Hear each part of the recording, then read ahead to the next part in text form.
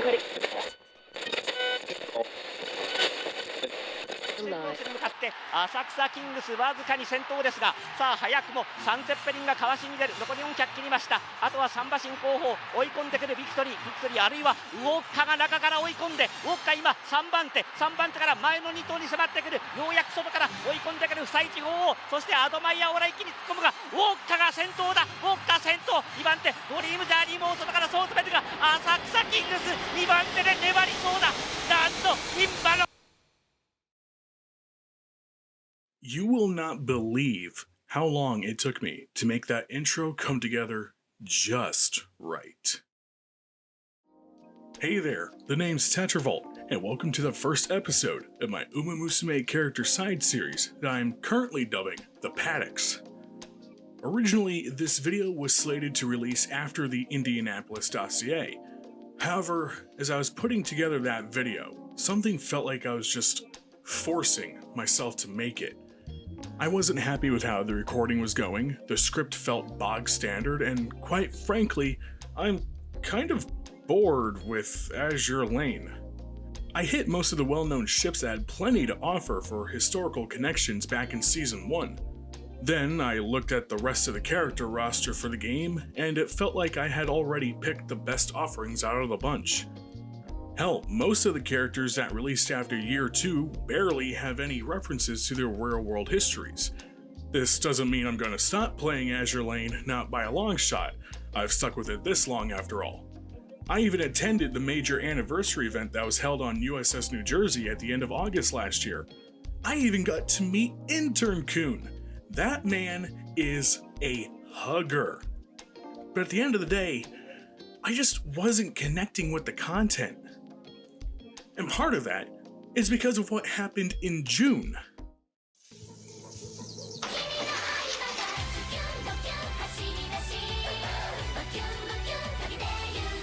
What in the world? I, like many others around the world, were swept up by the Uma Musume craze. The art style, the character design, the attention to detail in so many aspects, the absolute banger tunes that Cygames cooks up in their music division. It was the breath of fresh air that I didn't know I needed. But for those who live under a mountain, what is Uma Musume Pretty Derby? Well, let me break down the basics for you. In Uma Musume, you take on the role of a trainer at Tracyn Academy. You scout out new trainees by rolling on the Gacha banner, build a support system for the trainee with support cards that you also roll for, and run a career scenario. Your choices for what aspect is trained on each turn directly affects your trainee's performance in races. Each choice also has a risk percentage, and if you fail it, your trainee is hit with negative effects like injuries, negative conditions, loss of energy, or stat loss. Depending on the RNG nature of the game, you can either have one hell of a career run, or it ends in utter shambles. Once you're done with a run, you can either try and go on for a higher score with the same trainee, or you move on to the next trainee to continue on. The amount of strategy that goes into these career runs can be rather intense and thoughtful. Oh, and depending on which race your trainee wins, you're treated to a 2-minute, full-on 3D concert with bangers like Legend Changer,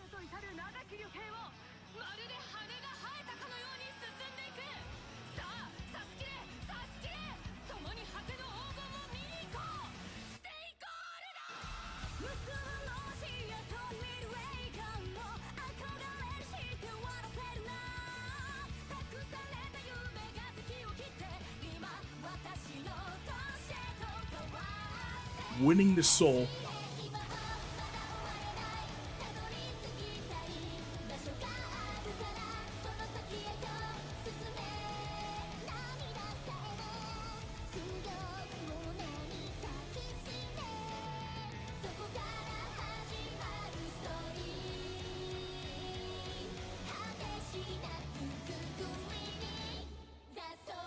Miss Victoria.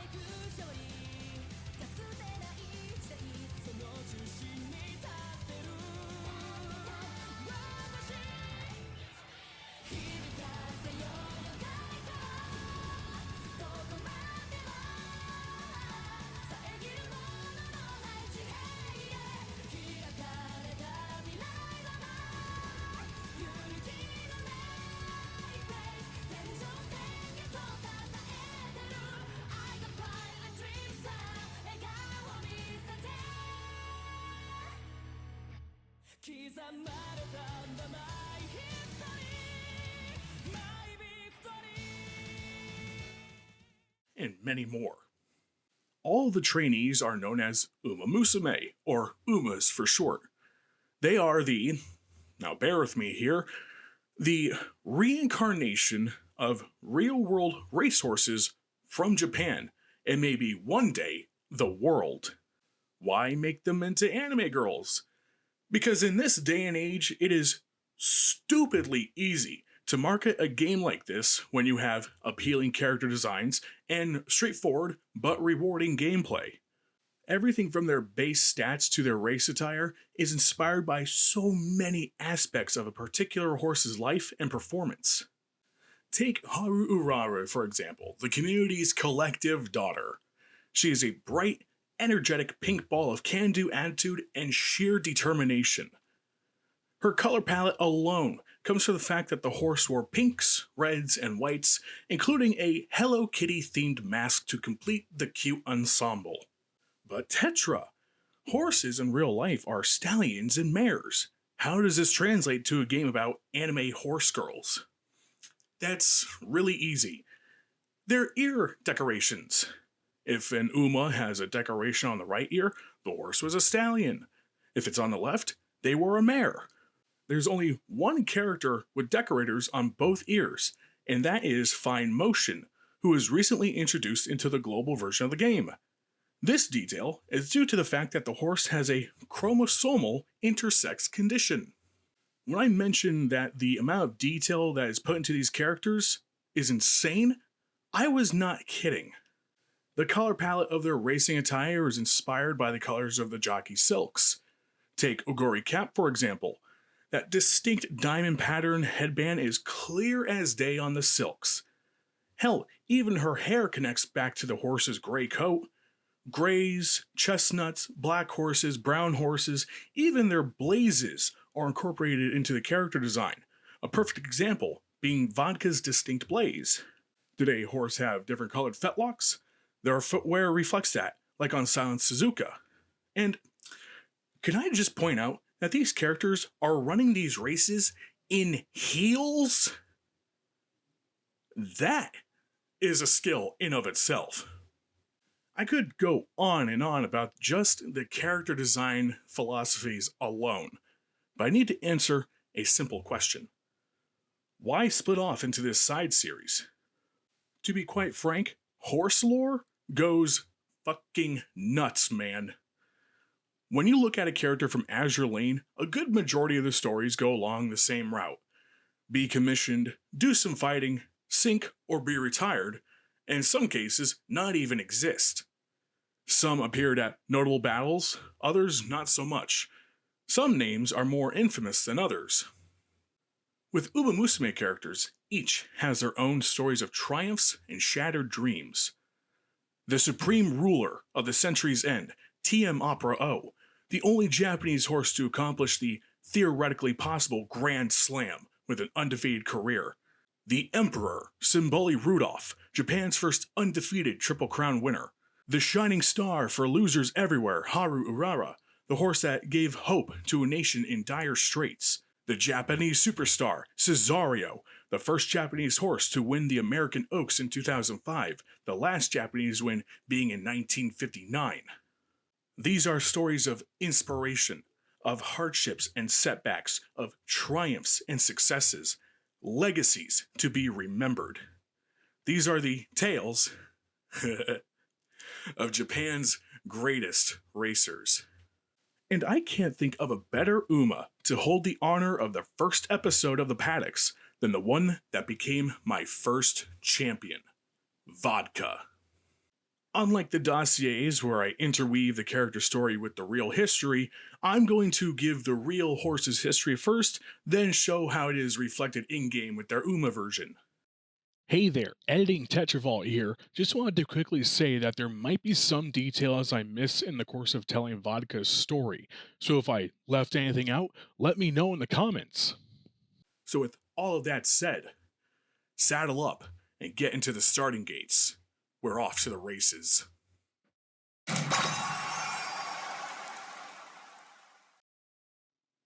On April 4th, 2004, at the country Bokujo in Shizunai, Hokkaido, a bay-colored filly would enter the world. This filly was sired by a recognizable name from Uma Musume, Tanino Gimlet, with her dam being Tanino's sister. If we look back far enough on her sire's side, we can find one of the legendary American thoroughbreds, Hail to Reason. When trying to figure out a name for the newborn, owner Yuzo Tanimizu wanted it to be a strong one.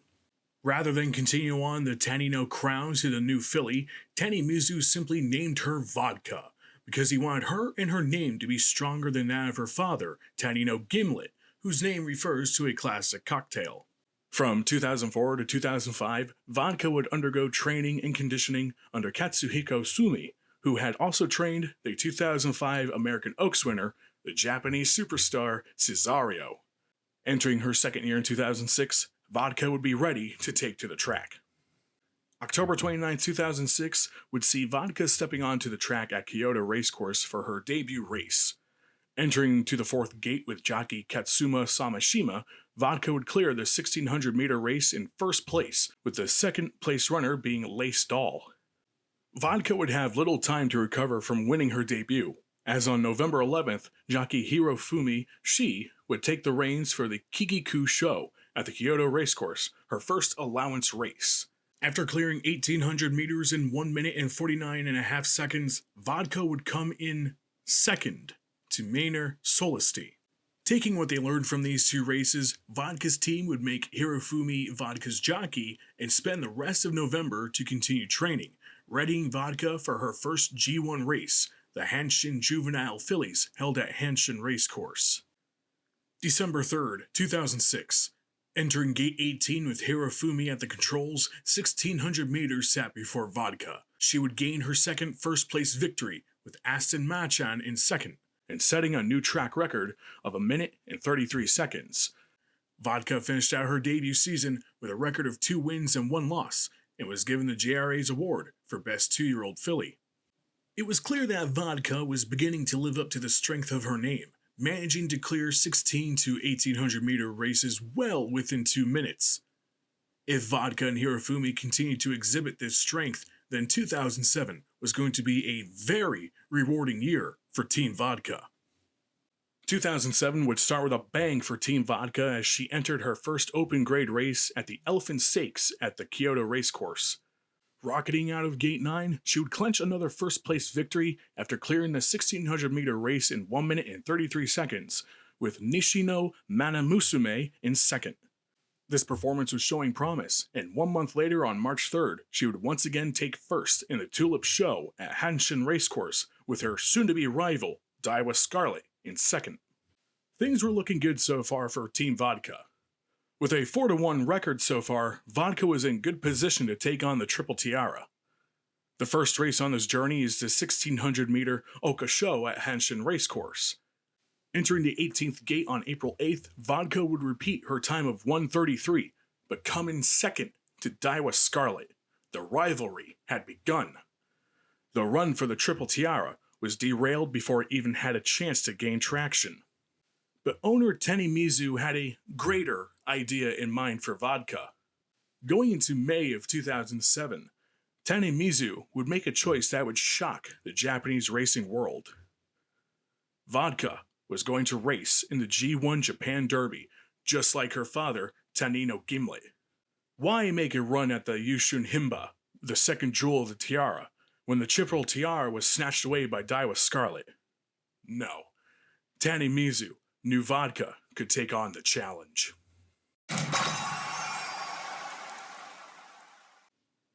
May 27th, 2007. Out of 18 racers, Vodka would enter the Derby as the only filly of the race. At 3:40 p.m., the gates of the Tokyo Racecourse would open, unleashing 18 racers down 2,400 meters of turf. As the pack raced into the first turn, Vodka would find herself mid-pack as they ran into the turns. The distance from Vodka and the front of the pack was only growing as the race entered the back stretch of the Tokyo Racecourse, settling into 10th as the pack entered the third corner. As the runners passed the racecourse's iconic oak tree in the fourth turn, Vodka continued to rest in the mid-pack as Hirofumi looked for an opening. And as the pack entered the home stretch to the roar of over 100,000 onlookers. Gears would shift, an opening would be seen, and history would be made. 直線コースに向かって浅草キングスわずかに先頭ですが、さあ早くもサンゼッペリンがかわしに出る。残り400切りました。あとは3馬身後方追い込んでくるビクトリー、あるいはウォッカが中から追い込んで、ウォッカ今3番手から前の2頭に迫ってくる。ようやく外から追い込んでくる不採地方王、そしてアドマイヤオーラ一気に突っ込むが、ウォッカが先頭だ。ウォッカ先頭、2番手ドリームジャーニーも外からそう詰めてが、浅草キングス2番手で粘りそうだ。なんと牝馬のウォッカ先頭ゴール。半世紀以上の空白を埋めて、ついに牝馬がダービーを制しました。 Now, there were many different broadcasts of the race, but the commentary from one of the broadcasts sums it up perfectly. I give credit to the channel Turf Parfait for the English translation of this particular race commentary. The horses enter the home stretch. Asakusa Kings, the pink cap, is in the lead. Sun Zeppelin is in second, who came second in the Satsuki show. He gives chase, and now passing right behind that comes Vodka. The black cap Vodka comes right up. Victory struggles to push forward. From the outside, Fusaichi Ho-Oh. From the outside, Fusaichi Ho-Oh. Alongside that also comes Admire Aura, but it's Vodka in the lead. Vodka's in the lead. The dream comes true. After 64 long years, Vodka is in the lead. A filly has done it brilliantly. The only 2-year-old filly to race in a field of 3-year-old colts would achieve a spectacular 3-length victory for the first time in 64 years.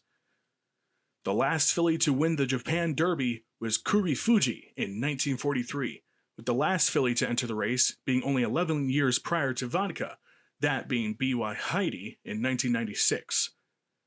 Add on the fact that Tanino Gimlet had won the race in 2002, and you have the first father-daughter duo to take on the race and win from the same starting gate.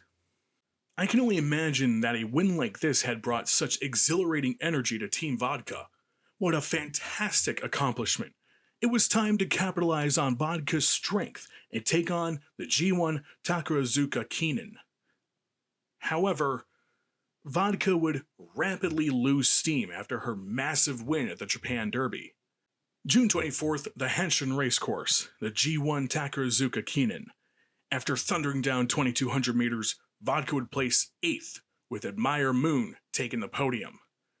October 14th, the Kyoto Racecourse, the G1 Shuka Show.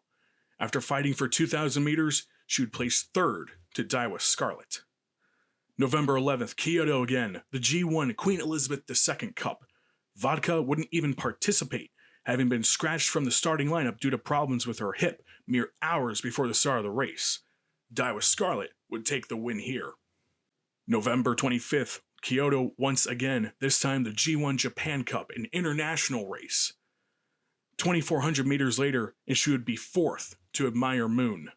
December 23rd, the Nakayama Racecourse, the G1 Arima Keenan. 2,500 meters, an abysmal 11th to Matsurita Go. Vodka would finish out the 2007 season with a record of 3 wins, 5 losses, and 1 scratch. However, despite being shut out multiple times by now rival Daiwa Scarlet in the later races of the year, Vodka would earn the JRA's special award for her victory at the Japan Derby.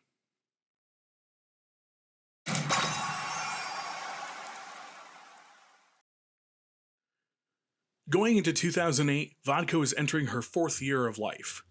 The sting of 2007's multiple defeats still lingered with Team Vodka as they went into the G2 Kyoto Keenan on February 23rd, with the streak continuing on as Vodka took a 6th place finish to Admire Aura.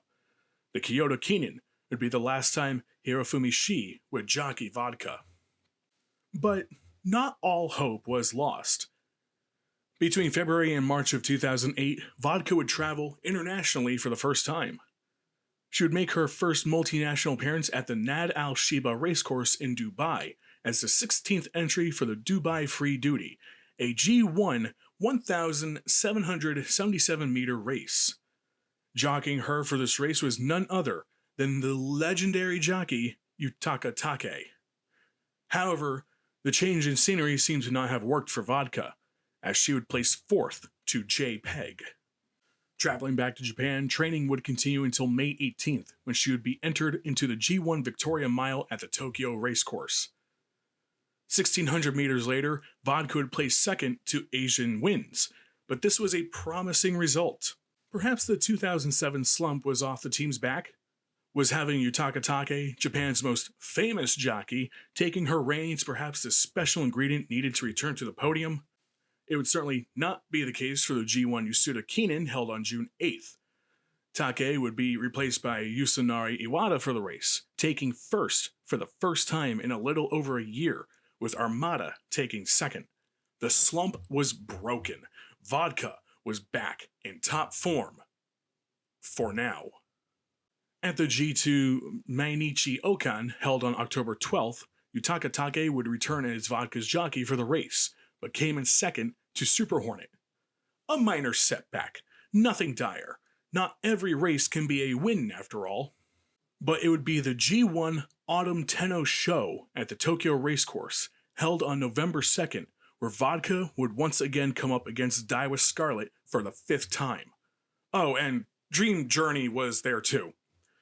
With Take in the saddle again, Vodka would enter the race as the 17th entry and slotted into the 14th gate, ready to storm down 2,000 meters in the crisp November air. In front of 120,000 spectators, 17 runners would rush out of the gate for the 138th Autumn Tenno Show. As the pack broke away from the gate, Daiwa Scarlet would take a commanding lead as Vodka settled into 7th. The pack would remain largely unchanged, with the racers reaching the 1,000-meter mark in 59 seconds. Yet as the pack reached the 600-meter mark, Vodka and Take sat in 5th, with nothing but an open outside sitting before them. And as they entered the final stretch, one of the greatest showdowns in Tokyo would unfold.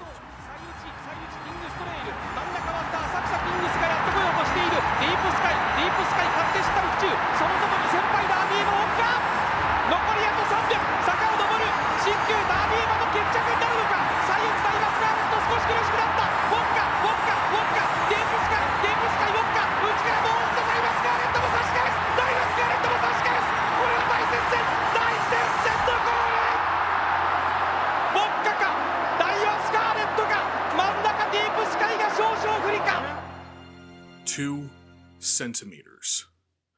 Vodka had won by 2 centimeters while establishing a new track record of 1 minute and 57 seconds.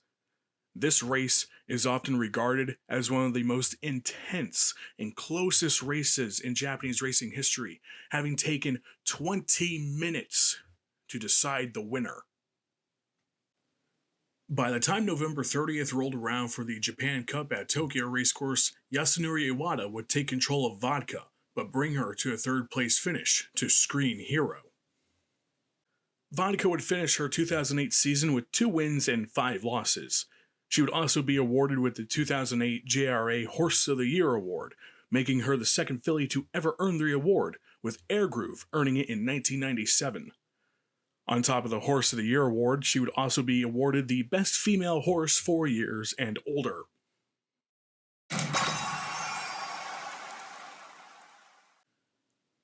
(2009) would see Vodka going international once again, spending most of March with Yutaka Take in Dubai at the Nad al-Shiba racecourse for her first appearance at the G2 Jebel Hada and a 2nd appearance at the G1 Dubai Duty Free. However, like her first time in Dubai, she wouldn't even reach the podium, placing 5th to Balius and 7th to Gladiatoris, respectively. Upon returning to Japan, she would place 1st at the G1 Victoria Mile in May, with Bravo Daisy in 2nd, 1st at the G1 Yasuda Kinen for a 2nd time in June with Deep Sky in 2nd, making her the 3rd filly to accomplish the feat. The G2 Mainichi Okan in October would see her place 2nd to Company, with a 3rd place finish at a return to the G1 Autumn Tenno Show in November to Company once again. Her last 1st place victory would be at the G1 Japan Cup held on November 29th, with jockey Christophe Lemaire. This race was also determined by a photo finish, as Okan Bruce Lee chased Vodka down in the final 400 meters. After 7 minutes of investigation, Vodka had won by a nose, securing her final G1 victory. This win would tie her record with most G1 victories with that of prior legends like Symboli Rudolph, TM Opera O, and Deep Impact, as well as making her the first Japanese-trained filly to win the Japan Cup. However, despite season victory, it was discovered that Vodka had developed a nosebleed during the race. She would retain the victory, but the JRA had ordered that Vodka not be raced for a month, missing the Arima Keenan in December. Plans for her retirement were drawn up, but cancelled after the decision was made to go back to Dubai for the Dubai World Cup. The 2009 season would end with 3 wins and 4 losses, as well as being awarded the JRA Horse of the Year and Best Female Horse 4 years and older for the second time in a row.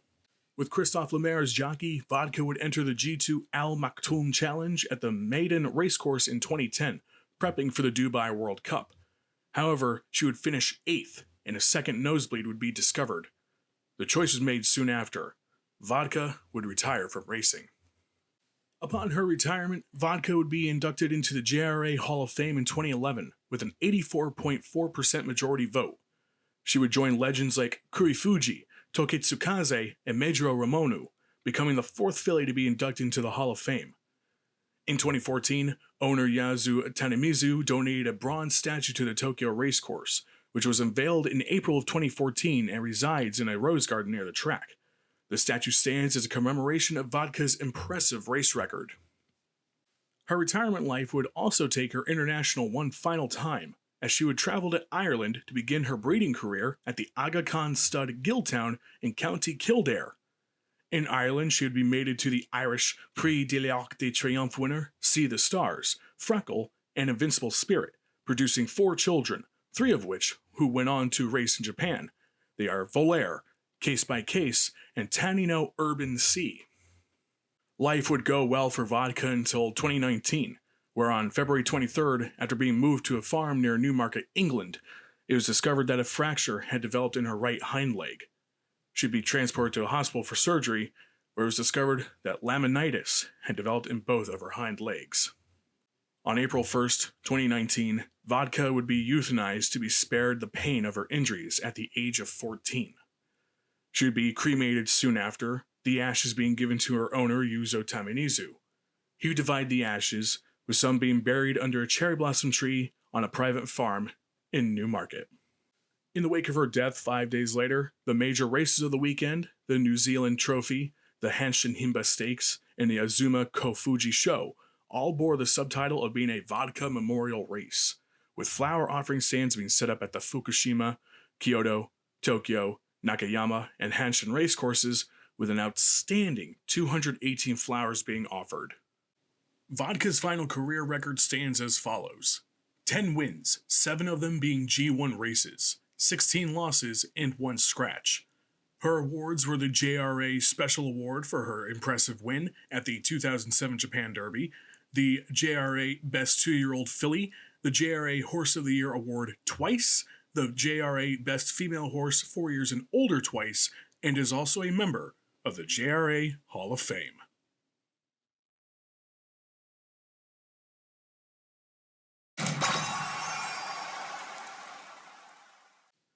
Upon first meeting Vodka in Umamusume Pretty Derby, you are treated to a spunky tomboy whose first priority is an all-consuming dedication to being cool and acting the delinquent.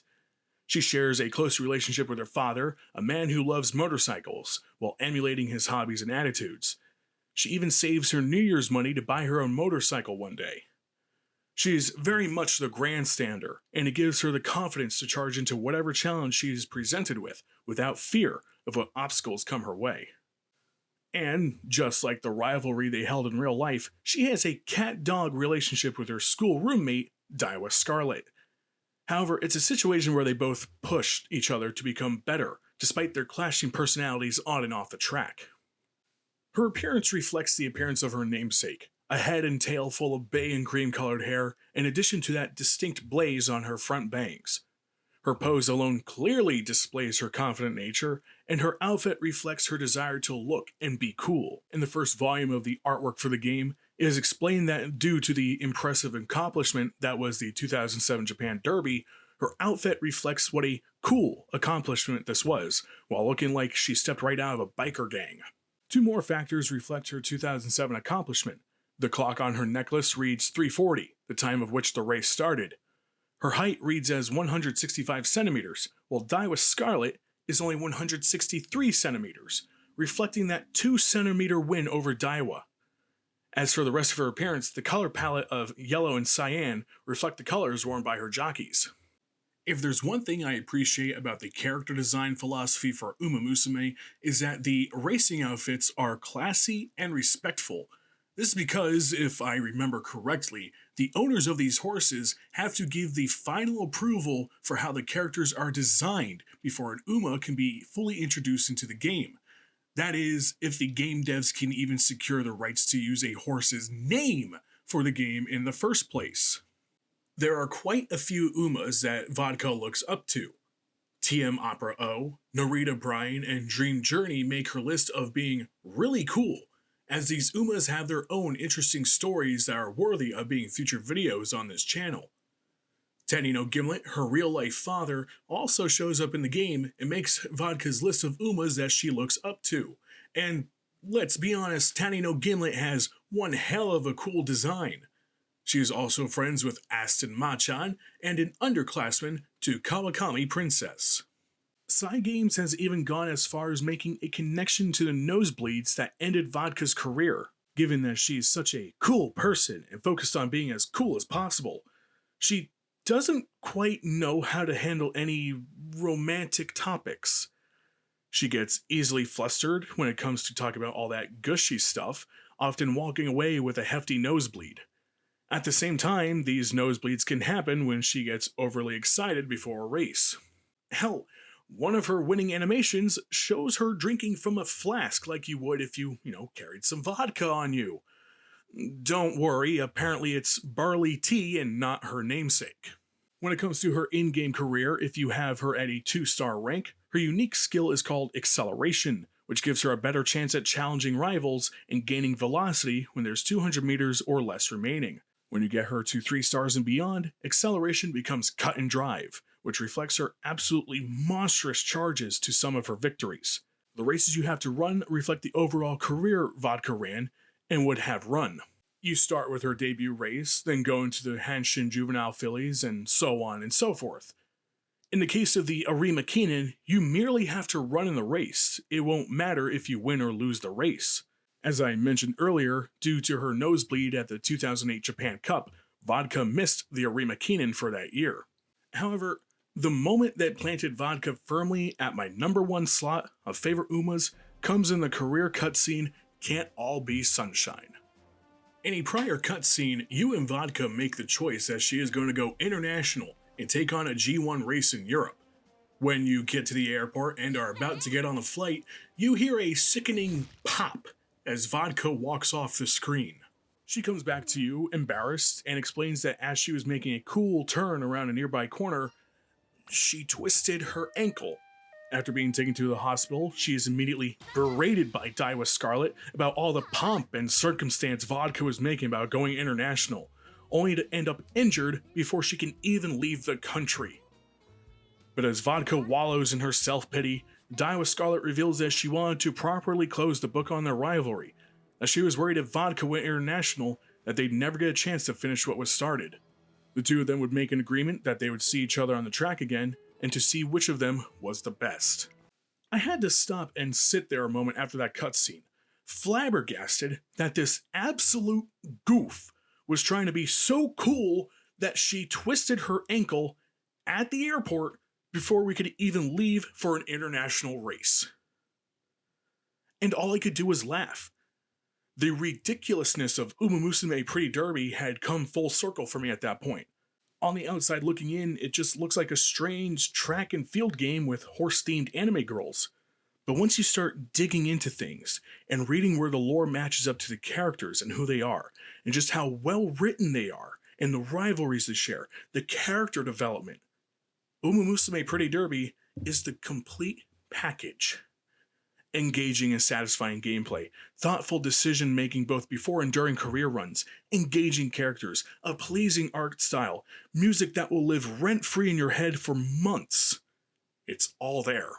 I'm just glad that the first UMA to drag me down this whole wacky journey was the Extraordinary Empress, Vodka, my first URA Finale Champion, and the recipient of the first episode of the Paddocks.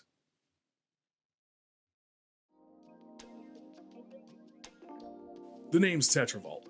I hope you enjoyed this detour into horse lore.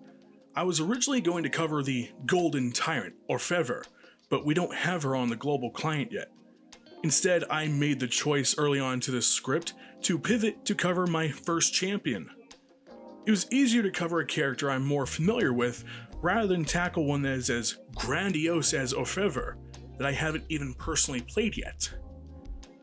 Looking into the release schedule for the global servers, it is going to be a long time before we're graced with the Golden Tyrant, even with us global players being on an accelerated schedule to catch up with the Asian servers.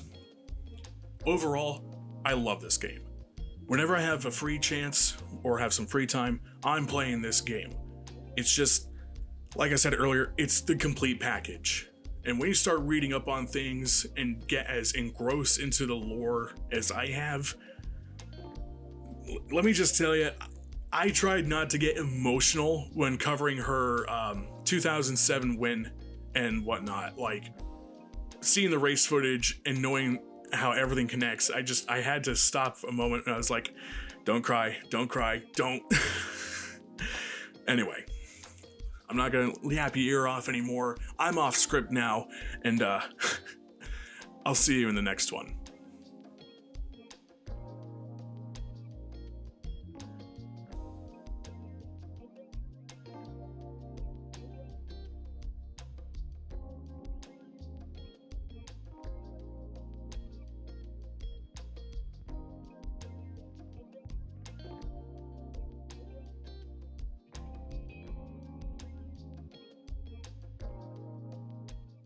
Taking what they learned from these two races, Vodka's team would make Hirofumi Vodka's Jodka.